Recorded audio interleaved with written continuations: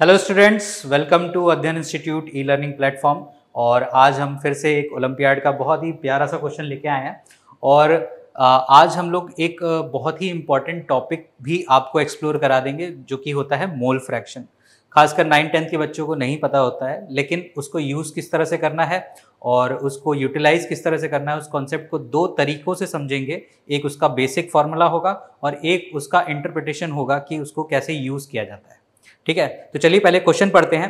Question है हमारा 1 kg of aqueous urea solution, mole fraction of solute is equals to 0.2 is diluted to 5 kg। Mole fraction of solute in dilute solution is option A 0.2, option B 4 into 10 to the power -2, option C 0.029 and option D 0.971। ठीक है, तो ये हमारा question है। तो फिर से वही चीज कि भाई पहले क्वेश्चन में हमें क्या ढूंढने हैं बच्चों? कीवर्ड्स। तो कीवर्ड क्या है कि हमारे पास क्या है? हमारे पास है 1 kg। ठीक है, 1 kg है। किसका है? तो एक एक्वस यूरिया सॉल्यूशन है। क्या है? Aqueous urea solution. और उस सॉल्यूशन में हमारा जो सॉल्यूट है उसका मोल फ्रैक्शन दे रखा है। यही टॉपिक हमें समझ में आना है। ठीक है, कितना दिया है? 0.2। ठीक है, अब उस 1 kg सॉल्यूशन को हमने क्या कर दिया है? डाइल्यूट, यानी कि उसमें और ज्यादा वाटर ऐड किया है। ठीक है, कहां तक? 5 kg तक। 5 kg का सॉल्यूशन बनाया हमने। तो अब हमसे पूछा है कि जो डाइल्यूटेड सॉल्यूशन है उसमें मोल फ्रैक्शन कितना है सॉल्यूट का। सॉल्यूट क्या है यहाँ पे? यूरिया। क्यों? क्योंकि किसका सॉल्यूशन है? यूरिया का। ठीक है, चलिए, तो ये हमारा क्वेश्चन है। तो अब समझते हैं कि मोल फ्रैक्शन क्या होता है। पहले तो यही समझते हैं कि मोल फ्रैक्शन क्या होता है। ठीक है, तो किसी भी सॉल्यूशन का मोल फ्रैक्शन क्या होगा? मोल फ्रैक्शन क्या होता है? मोल फ्रैक्शन होता है कि जिस भी सब्सटेंस का हमें मोल फ्रैक्शन निकालना हो, ठीक है, उसको हम डिवाइड करते हैं किससे? Total number of moles present in the solution. तो जैसे हमें इस क्वेश्चन में हमें क्या दिया है? 1 kg of aqueous urea solution. Urea के हिसाब से ही हम समझते हैं, ज्यादा आसान पड़ेगा आपको। ठीक है, तो मोल फ्रैक्शन क्या होगा?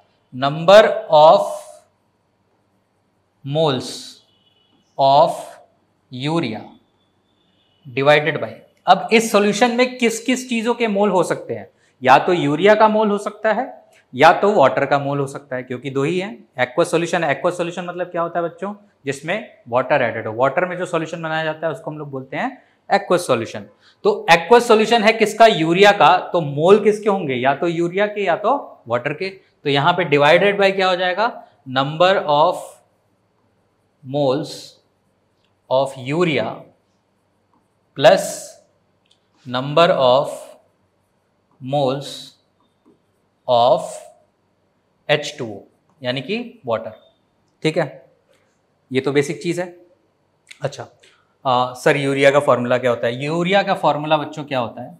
यूरिया होता है हमारा NH2CO हमेशा इस फॉर्म में याद करिएगा। कुछ किताबों में इसको लिखा जाता है N2H4CO, इस तरह से भी लिखा जाता है। लेकिन आप इस तरह से याद करेंगे तो आपको स्ट्रक्चर भी याद रहेगा और साथ में इसको याद करने में भी आसानी रहती है। ठीक है, चलिए, तो यूरिया क्या होता है? NH2CO NH2। अब एक चीज तो आप समझ गए कि मोल फ्रैक्शन कैसे निकाला जाता है। Number of moles divided by total number of moles present in the solution. अब इसका इंटरप्रिटेशन क्या है? हमें क्या दिया गया है? हमें क्या दिया गया है? मोल फ्रैक्शन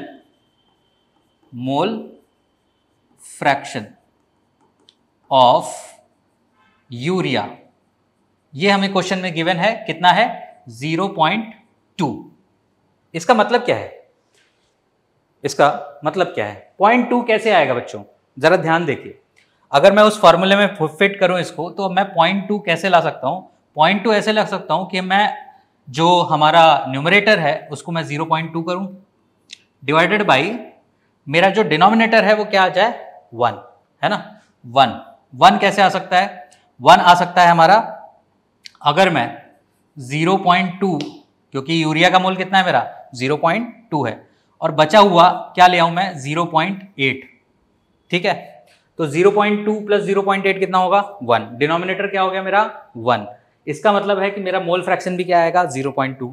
तो क्या ये वैल्यू है वैलिड है ना।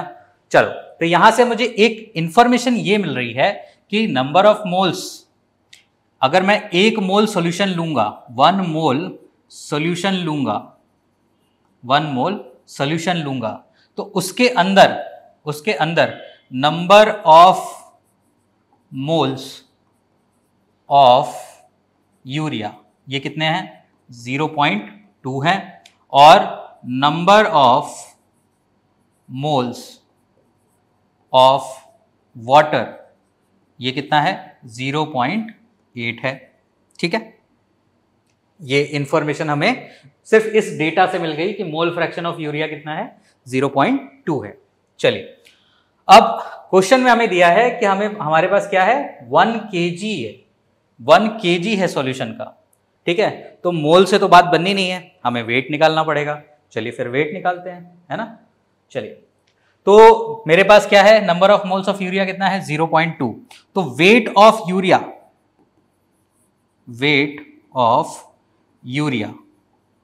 है ना।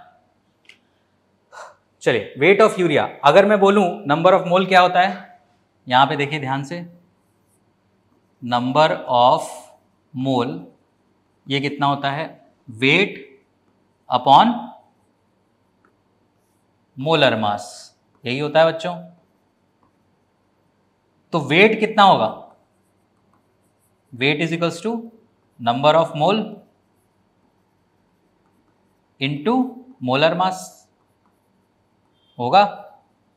ठीक है, चलो तो वेट ऑफ यूरिया कितना आएगा बच्चों, number of mole that is 0.2 into molar मास। अगर मैं NH2CO NH2 का मोलर मास निकालूंगा तो वो कितना आएगा 60 ग्राम आएगा, है ना 60 ग्राम। तो into 60 that will be equals to 12 gram. ये कितने में है बच्चों 1 मोल सॉल्यूशन की बात हो रही है यहाँ पे। अभी भी मैं किस में चल रहा हूं 1 मोल सॉल्यूशन में। 1 मोल सॉल्यूशन में कितना है 12 ग्राम। ठीक है, तो weight of water, weight of H2O ये कितना है, मोल कितना है 0.8, वाटर का मोलर मास कितना होता है 18, तो ये कितना आएगा 14.4 ग्राम, है ना 18 8 जा 144, तो 14.4 ग्राम ये किस में है 1 मोल में है ना, 1 मोल सॉल्यूशन में है। तो इसका मतलब क्या हुआ, इसका मतलब क्या हुआ कि टोटल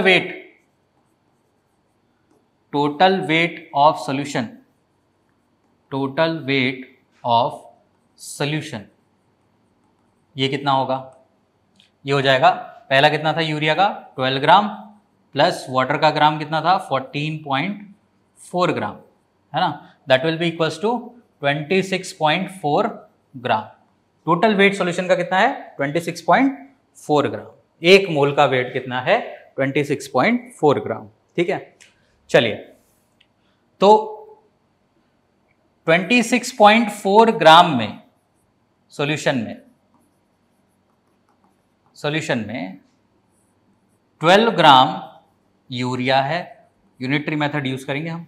तो 1 ग्राम सॉल्यूशन में कितना होगा, 1 ग्राम सॉल्यूशन में कितना होगा, तो 12 अपॉन 26.4 ग्राम यूरिया।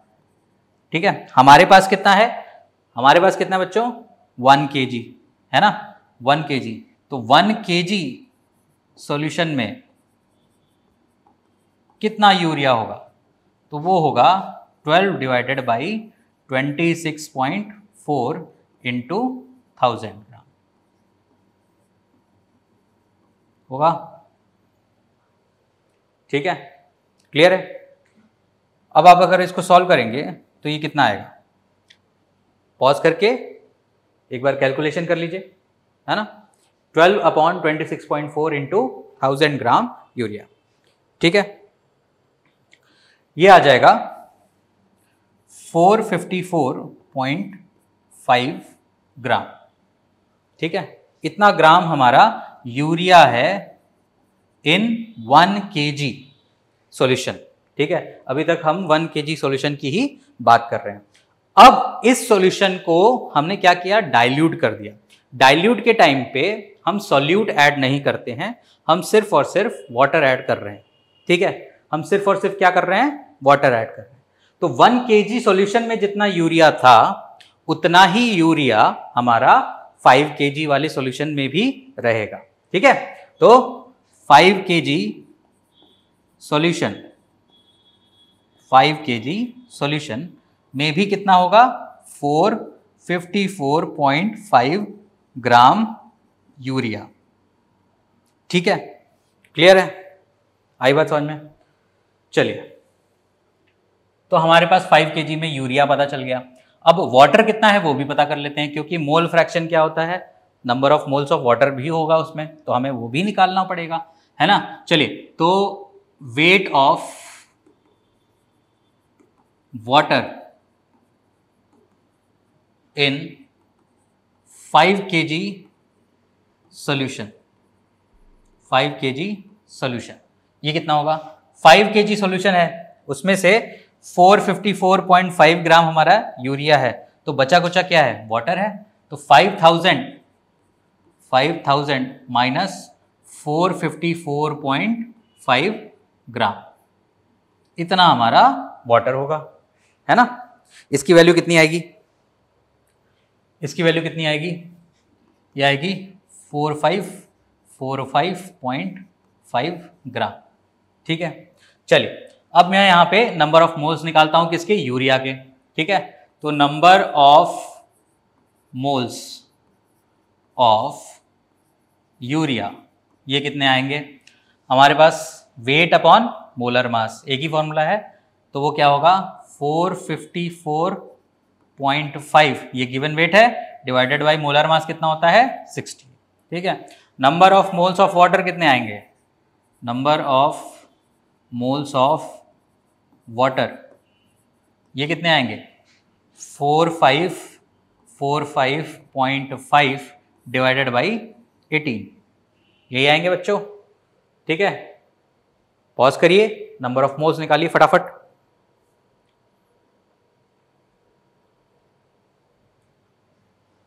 देखिए, इसका कितना आएगा, 7.57 मोल आएगा। ठीक, और इसका आएगा 252.52 मोल। जब भी आप इसको सॉल्व करेंगे तो इतना ही आएगा। ठीक है, चेक कर लीजिएगा। क्लियर है, इतना हमारे पास आ गया। अब हमने फर्स्ट स्टेप में जो फॉर्मूला लिखा था उसी को हम लोग अप्लाई करेंगे। क्या था फॉर्मूला, मोल फ्रैक्शन कितना आना चाहिए, number of moles of urea divided by number of moles of urea plus number of moles of H2। ठीक है, तो अब यही फॉर्मूला हम लोग यूज करेंगे और आंसर निकालेंगे। ठीक है, तो मोल fraction of urea, mole fraction